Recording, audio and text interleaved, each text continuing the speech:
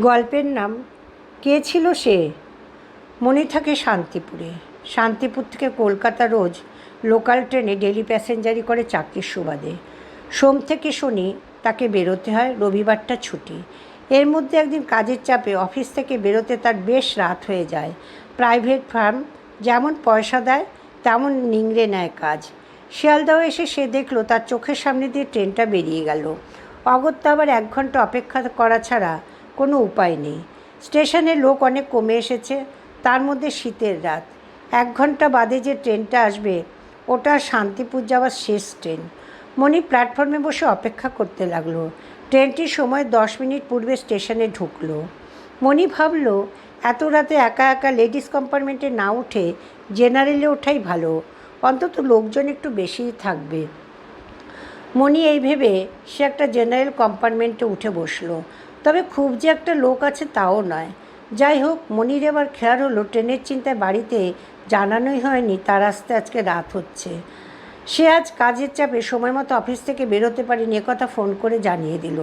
বাড়ির লোকদের চিন্তা করতে না করলেও সে স্টেশন থেকে ওইটুকু পথ একাই চলে যেতে পারবে। যথাসময়ে ট্রেন শিয়ালদহ স্টেশন থেকে ছেড়ে দিল। ট্রেন আপন গতিতে চলছে। বেশি রাত হওয়ায় তেমন প্যাসেঞ্জার ওঠানামাও করছে না। তার উপর আবার শীতের রাত। নৈহাটি আসার পর কম্পার্টমেন্ট প্রায় ফাঁকা হয়ে গেল। 2-4 জন ছড়িয়ে ছিটিয়ে এদিক ওদিক বসে আছে। মণি অনেকক্ষণ ধরে খেয়াল করছে একটা লোক জানালার পাশে কাপড় মুড়ি দিয়ে বসে আছে। তার মাঝে মধ্যে ওর দিকে তাকিয়ে আছে, মাঝে মধ্যে আবার মুখটা ঘুরিয়েও নিয়ে যাচ্ছে। মনে মনে মণি ভয় পেল, মুখে তার প্রকাশ আনল না। রোজ ট্রেনে যাতায়াত করতে করতে কত রকমের তিক্ত অভিজ্ঞতা যে সঞ্চয় করতে হয় তা বলাই বাহুল্য। যত ট্রেন গন্তব্যের দিকে পৌঁছচ্ছে ট্রেন ফাঁকা হতে শুরু করেছে। মণির ভয়টা এবার একটু বাড়ছে। হঠাৎ করে মণি দেখল লোকটা একটু একটু করে এগোচ্ছে ওর দিকে। মণি ভয় পেয়ে যাচ্ছে, কিন্তু মণি জানে ভয় পেলে চলবে না। ওকে মনে সাহস নিয়ে বাকি রাস্তাটুকু এগোতে হবে। শান্তিপুর স্টেশনে ট্রেন ঢোকার 3-4টে স্টেশন আগে 4-5 জন ছেলে ট্রেনে উঠল। দেখলো মেয়ে বলতে শুধু মণি আছে, আর ওর একটু দূরে একটি লোক মুখে কাপড় মুড়ি দিয়ে বসে আছে। চোখ দুটি ছাড়া কিছুই দেখা যাচ্ছে না। ওই লোকটিকে গ্রাহ্য না করে ছেলেগুলো মণিকে টন করা শুরু করে দিয়েছে, আর মণিকে চারপাশ দিয়ে ঘিরে ফেলে মণিকে বিরক্ত করে তুলছে। কেউ বলছে, খুকি এত রাতে কোথা থেকে ফিরছো? বয়ফ্রেন্ড তোমাকে এত রাতে একা একা ছেড়ে দিল? তা একদিক থেকে ভালোই হয়েছে, তোমাকে নিয়ে আজ আমরা একটু মজা লুটতে পারবো। মণি চুপ করেছিল। ওদের সাথে কোনো বাক্যালাপে না গিয়ে নিজের মনে বসে রইল। কিন্তু ছেলেগুলো এত উত্ত্যক্ত করছে যে মণি ওখানে আর বসে থাকতে পারছিল না। তাই সে একটু দূরে বসার জন্য যেই উঠে দাঁড়িয়েছে তখনই ছেলেগুলো ওর ওপর ঝাঁপিয়ে পড়ল।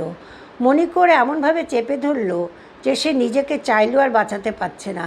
চিৎকার করছে, কিন্তু অত রাতে কে শুনবে মণির গলার আওয়াজ? মণি চিৎকার করতে করতে লোকটা সাহায্য চাইছিল, কিন্তু তখনও লোকটি নির্বিকারভাবে বসে আছে। ছেলেগুলো যে মণির কাপড় ধরে টান দিতে গেছে তখনই লোকটি উঠে এসে এক একজনকে এমন বেধড়ক পেটালো যা দেখে মণি অবাক হয়ে গেল। মণি দেখল লোকটা চোখ দিয়ে আগুন ঝরছে। হাতগুলো সাধারণ মানুষের মতন নয়, ওর একটু অদ্ভুতই লাগলো। কিন্তু মণি ওই নিয়ে মাথা না ঘামিয়ে নিজেকে সামলে নেবার জন্য উঠে দাঁড়ালো। কিছুক্ষণের মধ্যেই ট্রেনটি শান্তিপুর স্টেশনে এসে গেল। ছেলেগুলো তো চলন্ত ট্রেন থেকেই এক একজন ঝাঁপ মেরে প্ল্যাটফর্মে নেমে দৌড়। মণি ট্রেন থেকে নেমে পিছনে ঘুরে দেখে সেই লোকটি আর নেই। সে গেল কোথায়? মণি এদিক থেকে ওদিক অনেকবার তাকালো, তবুও লোকটিকে দেখতে পেল না। প্ল্যাটফর্ম থেকে বেরিয়ে মণি দেখে তার বাড়ির লোক তার জন্য অপেক্ষা করছে। শীতের রাত, তার মধ্যে একটি মেয়ে একা একা অত রাতে বাড়ি ফিরবে, তাই তার বাড়ির লোক আগেই এসে দাঁড়িয়েছিল মণিকে নিয়ে যাবার জন্য। মণির মনে আজও প্রশ্ন রয়ে গেছে, লোকটি কে? কেন তাকে বাঁচালো? সে তো অনেক আগের থেকেই তাকে রক্ষা করতে পারত, কিন্তু কেন করলো না? ছেলেগুলো যখন মণিকে উত্ত্যক্ত করছিল তখন ও কেন উঠে এসে ছেলেগুলোকে কিছু বলল না?